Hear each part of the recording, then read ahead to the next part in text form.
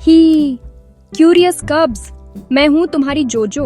और गेस करो क्या, आज 24 दिसंबर है, जिसका मतलब है कि आज क्रिसमस ईव है। क्या तुम सुपर डुपर एक्साइटेड हो? मैं तो हूं। क्रिसमस साल का सबसे मैजिकल समय होता है। ये एक ऐसा त्योहार है जो स्पार्कली लाइट्स से भरा होता है, जो लाखों छोटे हीरों की तरह टिमटिमाते हैं। हम ऐसे खुश गाने गाते हैं जो हमारे दिलों को नचा देते हैं। हम ग्लिटरी पेपर और बड़े बोझ में लिपटे अमेजिंग प्रेजेंट्स देते और पाते हैं। लेकिन सबसे बढ़कर क्रिसमस हमारे आसपास के सभी लोगों के साथ ढेर सारा प्यार शेयर करने के बारे में है। यह बड़े हग्स, यमी कुकीज और अंदर से वार्म और फजी फील करने का समय है। क्या तुमने कभी सोचा है कि हम यह अमेजिंग डे क्यों मनाते हैं? यह सिर्फ पेड़ के नीचे के प्रेजेंट या स्पार्कली डेकोरेशंस के बारे में नहीं है। यह एक कहानी है जो बहुत बहुत पहले शुरू हुई थी। ये आशा, प्यार और एक बहुत ही खास बच्चे के बारे में एक कहानी है। तो अपने पसंदीदा कोजी पजामास पहनो, एक्स्ट्रा मार्शमैलोज के साथ हॉट कोको का एक मग पकड़ो और तैयार हो जाओ। हम क्रिसमस की पूरी कहानी जानने के लिए समय में वापस एक स्पार्कली एडवेंचर पर जा रहे हैं। ये अब तक का सबसे अच्छा स्टोरी टाइम होने वाला है, मैं वादा करती हूँ। चलो अपनी क्यूरियोसिटी बढ़ाते हैं और सीधे इसमें उतर जाते हैं। यह कहानी क्रिसमस ट्री के ऊपर के सबसे बड़े, सबसे चमकीले तारे जैसी है। यह उन सीखों से चमकती है जो आज भी महत्वपूर्ण है। यह हमें दयालु होने के बारे में सिखाती है, हमारे पास जो कुछ है उसे शेयर करने के बारे में, और कैसे सच्ची महानता एक अच्छे दिल से आती है। यह एक ऐसी कहानी है जो हजारों सालों से बताई जा रही है, और अब इसे सीखने और शेयर करने की हमारी बारी है। हर बार जब हम क्रिसमस कैरोल गाते हैं या एक ऑर्नामेंट टांगते हैं, तो हम इस खूबसूरत कहानी का हिस्सा होते हैं। ये हम सभी को जोड़ती है, जैसे पूरे विश्व के चारों ओर एक विशाल स्पार्कली रिबन लिपटा हुआ हो। तो चलो वापस बहुत पीछे समय में चलते हैं, इससे पहले कि कोई क्रिसमस ट्री या कैंडी केन होते, इससे पहले कि किसी ने सांता क्लॉज के बारे में सुना भी हो। हम एक छोटे से शहर जा रहे हैं जहां कुछ ट्रूली स्पेशल होने वाला है। ये यात्रा हमें दिखाएगी कि क्रिसमस सिर्फ एक छुट्टी नहीं है, बल्कि एक ऐसा एहसास है जो पूरे साल हमारे दिलों में रहता है। ये एक ऐसी कहानी है जो साबित करती है कि सबसे बड़े चमत्कार अक्सर सबसे छोटे, सबसे हम्बल पैकेजेस में आते हैं। क्या तुम तैयार हो मेरे ऑसम क्यूरियस कप्स? चलो स्पार्कल करते हैं और अपने अमेजिंग क्रिसमस स्टोरी एडवेंचर की शुरुआत करते हैं। हमारी कहानी 2000 साल पहले शुरू होती है, जो कि एक बहुत बहुत साल पहले की बात है। यह बेथलहम नाम के एक छोटे से शहर में था। मैरी नाम की एक दयालु महिला और जोसेफ नाम का एक अच्छा आदमी बहुत लंबी यात्रा पर थे। वे एक बच्चे की उम्मीद कर रहे थे, और यह बच्चा बहुत खास होने वाला था। जब वे बेथलहम पहुंचे तो शहर में बहुत भीड़ थी। उनके रुकने के लिए कोई फैंसी होटल रूम नहीं बचा था। उन्होंने हर जगह देखा, लेकिन हर एक दरवाजा बंद था। उन्हें बहुत थका हुआ और चिंतित महसूस हुआ होगा। इतना लंबा रास्ता तय करने के बाद भी उनके पास सिर टिकाने की कोई जगह नहीं थी। लेकिन मैरी और जोसेफ ने हार नहीं मानी। उन्हें एक गर्म, आरामदायक स्टेबल मिला, जो एक ऐसी जगह है जहां भेड़ और गाय जैसे जानवर सोते हैं। ये चमचमाते झूमरों वाला महल नहीं था, लेकिन यह सुरक्षित था और घास से भरा था। और वहीं उस साधारण शांत स्टेबल में एक चमत्कार हुआ। एक बच्चे का जन्म हुआ और उन्होंने उसका नाम यीशु रखा।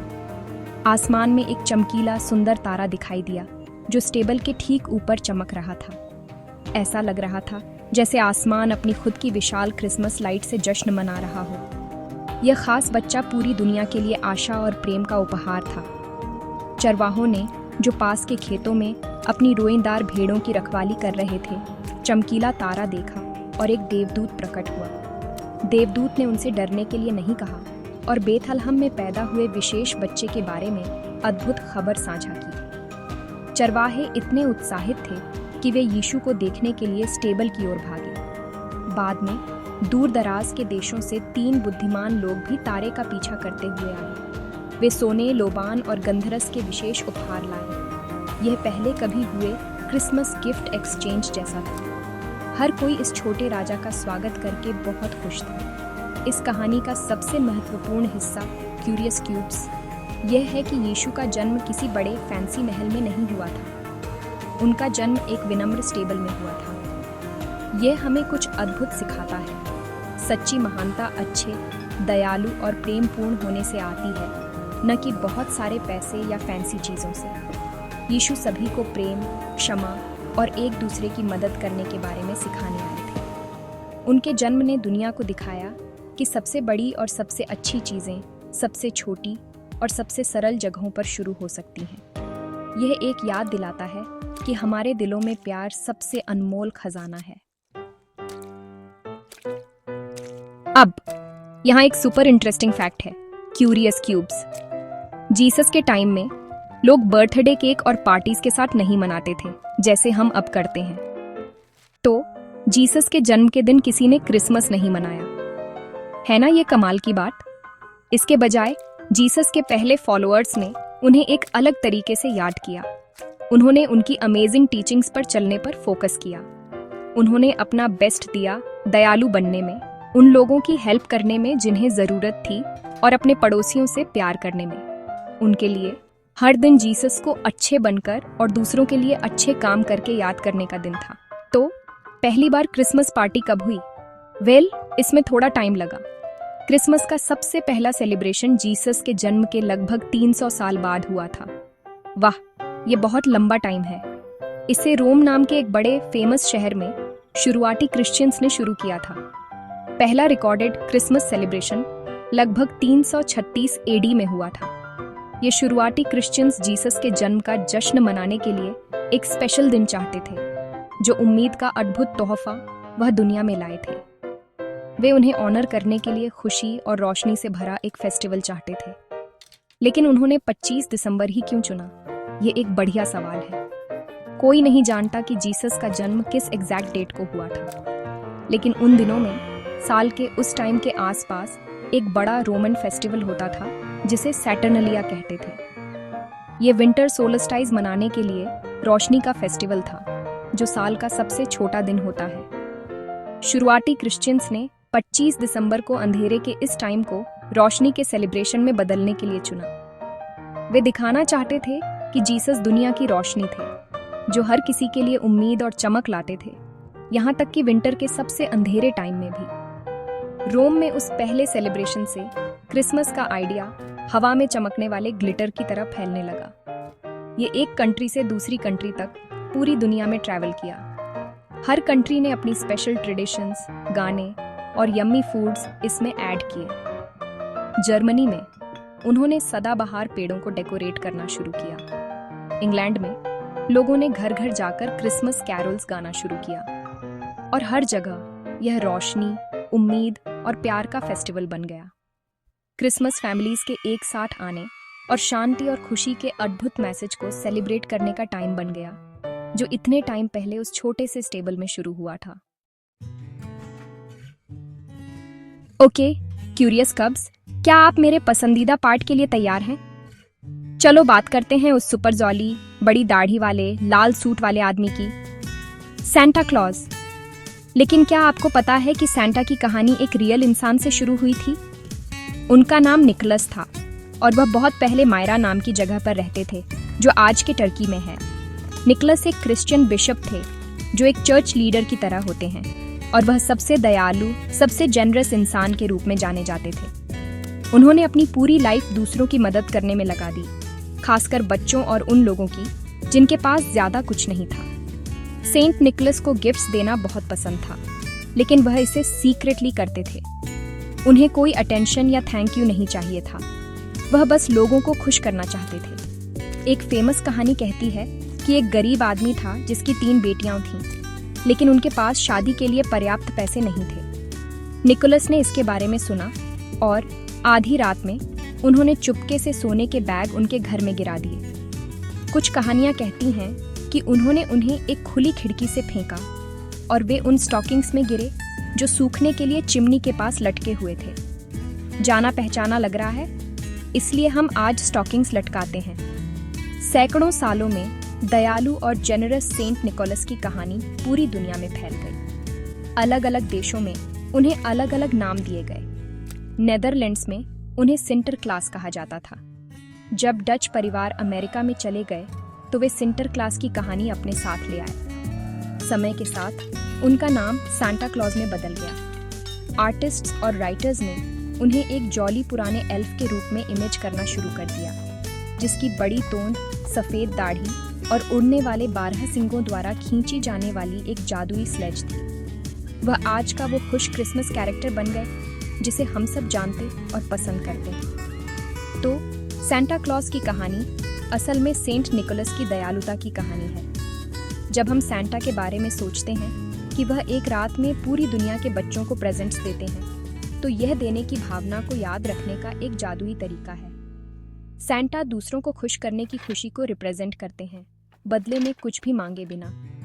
वह हमें याद दिलाते हैं कि सबसे अच्छे गिफ्ट्स दिल से दिए जाते हैं। तो हर बार जब आप सांता की तस्वीर देखें तो उस असली इंसान को याद रखें जिसने यह सब शुरू किया था, और उनकी गुप्त दयालुता और प्यार के अद्भुत कामों को। यह सब देने की चमक के बारे में है। तो क्रिसमस का असली जादू क्या है मेरे प्यारे क्यूरियस कब्स? ये सिर्फ प्रेजेंट्स या पार्टीज नहीं है, भले ही वे सुपर मजेदार हों। क्रिसमस की असली चमक उन सुंदर वैल्यूज से आती है जो यह हमें सिखाती है। सबसे महत्वपूर्ण है प्यार। ये हमारे परिवार, हमारे दोस्तों और दुनिया में सभी को प्यार करने के बारे में है, जैसे जीसस ने सिखाया। ये एक्स्ट्रा बिग हग्स देने और लाखों बार आई लव यू कहने का समय है। ये अपने दिल को पूरी तरह से खोलने और सभी प्यार को खुशी के एक विशाल चमचमाते डिस्को बॉल की तरह चमकने देने के बारे में है। एक और अद्भुत क्रिसमस वैल्यू है दूसरों की मदद करना और शेयर करना। सेंट निकोलस की तरह जिन्होंने अपना सोना शेयर किया, हम भी अपना सब कुछ शेयर कर सकते हैं। इसका मतलब उन खिलौनों को दान करना हो सकता है जिनसे आप अब नहीं खेलते हैं, अपने माता पिता को कुकीज बनाने में मदद करना, या अपने पसंदीदा स्नैक को किसी दोस्त के साथ शेयर करना। ये फॉरगिवनेस के बारे में भी है। क्रिसमस गलती करने पर आई एम सॉरी कहने और किसी ऐसे व्यक्ति को माफ करने का सही समय है जिसने शायद आपकी भावनाओं को ठेस पहुंचाई हो। यह एक नई शुरुआत करने और ग्रम्पी भावनाओं के बजाय हमारे दिलों को शांति और दया से भरने के बारे में है। यह एक नई चमचमाती शुरुआत है। परिवार के बारे में मत भूलना।